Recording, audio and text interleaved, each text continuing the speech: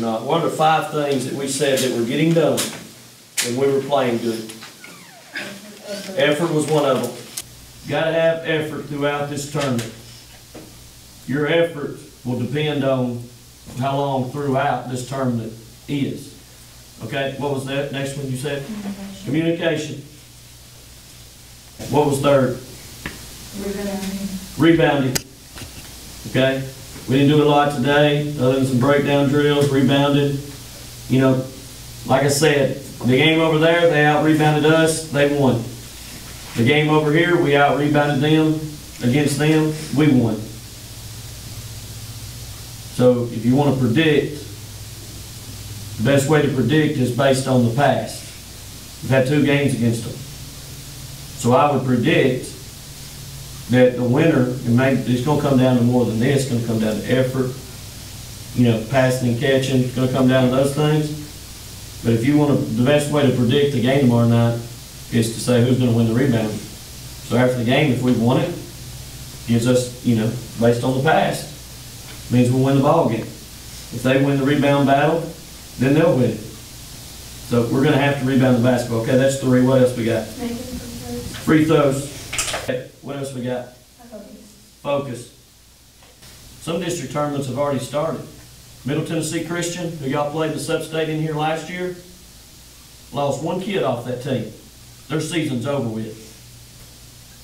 Middle Tennessee Christian, your sub-state opponent from last year, graduated 1 kid, had everybody else back.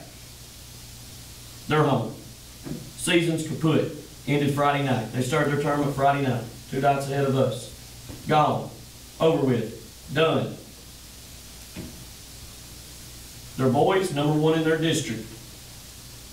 Top, I don't know what, they're ranked in the top 10 in the state. They had to play the #8 team in their district. They got 8 teams in their district. They played the 8th ranked team in their district. You'd expect a blowout, right? Middle Tennessee Christian won 47-44. Basketball is unlike any other sport. It's like Coach Ruder was saying in football. In football, 9 out of 10 times the best team wins. In basketball, it's not that way. The best men's team in the country right now, based on the way they've played for the last 4 weeks, is probably the University of Miami. And they're killing everybody. They lost to a team at the beginning of the year, Florida Gulf Coast International, the School for the Blind. I've never heard of them. I've never heard of them. Never heard of them. Miami got beat by them at the beginning of the year. Basketball is a game of momentum. Foul trouble can get you. Missed shots can get you. Lack of focus will kill you every time. Will kill you every time. Let's make sure, though, that we play with confidence. Play with confidence. We talk about this once or twice each year. I don't think we've covered it this year.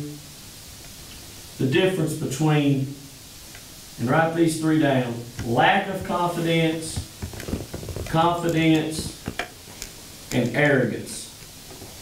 There's 3 differences. But all 3 of those things, every team that's left will have one of those 3 things. You have to bring those 5 things better than anybody else you're playing. You have to bring up, I mean, you don't think Clemson's going to try to play hard tomorrow night with effort? Communicate, rebound, free throws, focus. We got to make sure we take care of those 5 things. Having a will to win. Did we talk about the Baltimore Ravens, the guy coming out of nowhere with the tackle? Did I talk to you about that? I guess it was Coach Ritter. You talked to me about it. Okay, that's what it was. Baltimore Ravens, y'all all watched the Super Bowl, right? That game ended. Down here's the goal line. Here's a little goal post. My drawing's not great. We'll say this is the end zone. Y'all know that, you know, San Francisco was down here knocking on the door to win the ball game, right? When it ended. So everybody looks at it, that those 4 plays that they stopped the 49ers from scoring, that won the ball game. I was watching the replay. I didn't even catch it. watch the NFL Network, and they had some former players on there. San Francisco ran a play from way out here.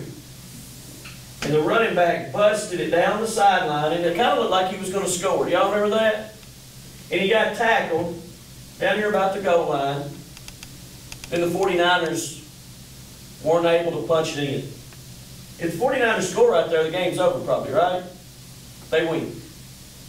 They showed the replay about 4 or 5 times the next night when I was watching it. And they showed a linebacker here for the Ravens. The running back went up in here and there was a big pile. So the running back bounced it out, or maybe it was a swing pass or whatever, but the linebacker, he thought the play was happening in the middle of the field. The next thing you know, it's going here. They showed that linebacker, his last name was Ellerby. They showed another player standing right here, and another player standing right here. 3 Ravens. This one turned and watched. This one jogged down the field this way. This one right here saw him bust it, and he took an angle of pursuit and knocked him out of bounds. Knocked him out of bounds. No one would have ever said anything about it if he would have done what these two had done. Or if he would have just ran this way. Or could have kind of just jogged in pursuit. No one would have ever said anything about it. I ain't seen him on Good Morning America. I ain't seen him on I'm Going to Disney World commercials like Flacco, the quarterback, has. I haven't seen anyone saying he was a hero. Yet he gets on his horse and makes a hustle play, knocks the guy out of bounds, and if that doesn't happen, he's not getting a Super Bowl ring. But I guarantee it's been pointed out by his coaches. I guarantee you that play for his next 40 years, 50 years, he'll have the satisfaction of knowing that he made a hustle play that won his team the Super Bowl. Who do we have on our team that you know right there is going to try to make that play? I'm asking. We have anybody? Who? Riley Mitchell? Riley, did you play the whole ball game? Girls, every game from here on out can be decided by one play. Just give me some more. So if she's not in every game, we need to have multiples. How many? I'm asking. You're on the court with them. Does Summertown have anybody that's going to run that play down and knock them out? So they live and fight another day? Do they? Do they have more than one? There's your fate for the district championship.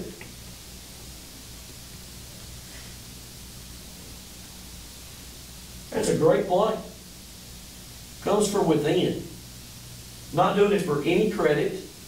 Not doing it even if he knows he can make the play. He may get down here and get knocked on his keister. He was going to play the play out the way it needs to be played, which is hard. And he's rewarded for it. Rewarded for it. I'd kind of be ashamed if I was these other two guys. Obviously great players. And obviously stepped up when he was down here when this guy gave him another chance. Watching a show about Larry Bird. Got this diagram for this. Brent and I were watching it. Larry Bird wasn't a great athlete. Okay? He was a student of the game, and he played as hard as he could play. He was one of those that you would go back and you watch, they showed him shooting a shot from about 20 feet out, missing it.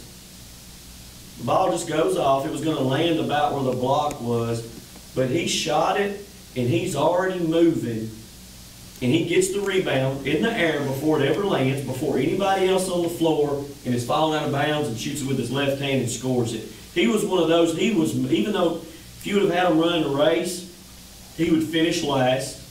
But yet you put the ball, roll the ball on the floor, he's going to get it because he just saw things before anybody else did.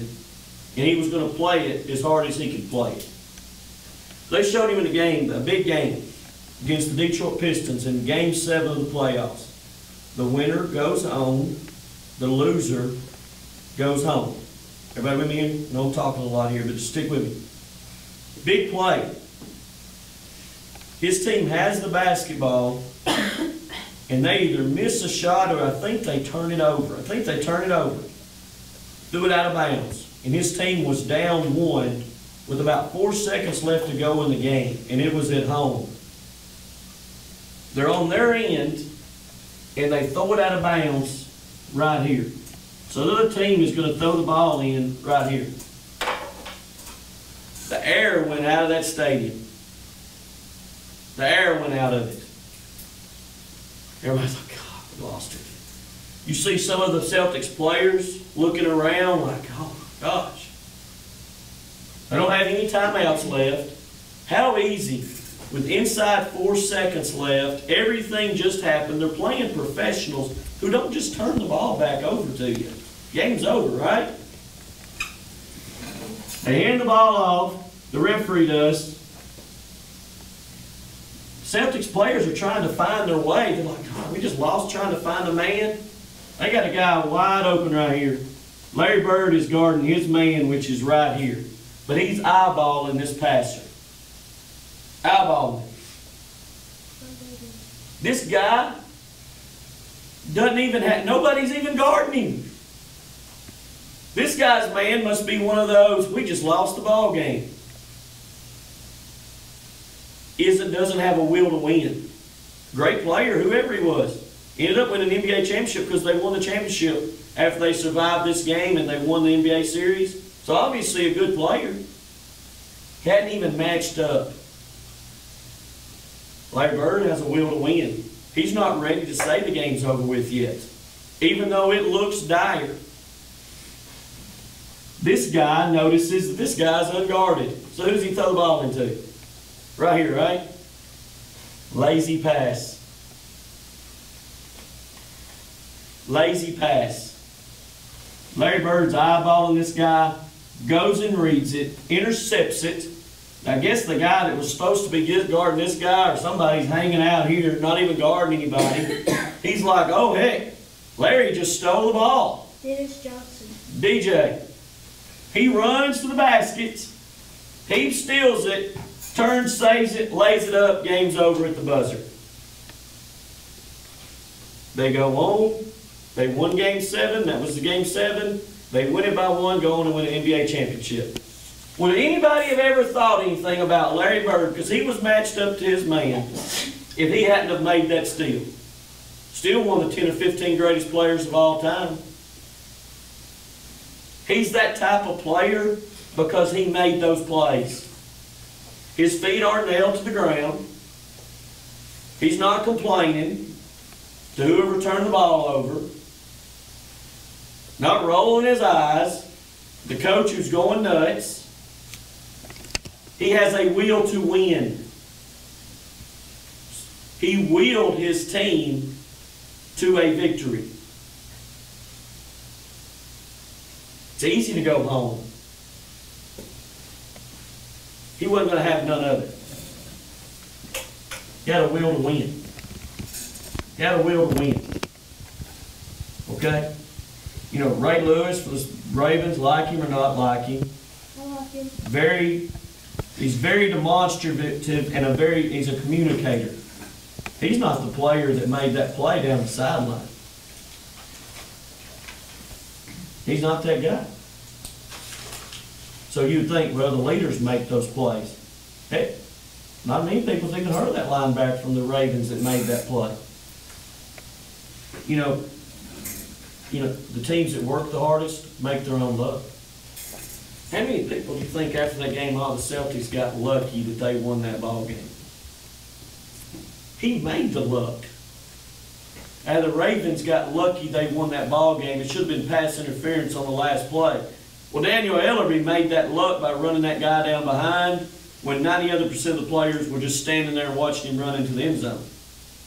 Because he came out of nowhere. Let's make sure we're making our luck. If we take care of our things, what we got to do, then we'll do fine. Now we need a will to win. Somebody on this team, multiple people say on this team, it's game night. We will take care of those things. And if they're not getting done, I'm going to make sure that my teammates know that they've got to get done. So we're successful. It's not about showing up and freaking out, oh my gosh. It's about narrowing your focus. Play very calm with the basketball tomorrow. A lot of basketball games are lost more than they are won. We can lose that basketball game by a game going over there and just turn the ball over. You can lose a game by not blocking out. Those are self-inflicted. Okay, those are self-inflicted. But be confident. Be very confident in yourself.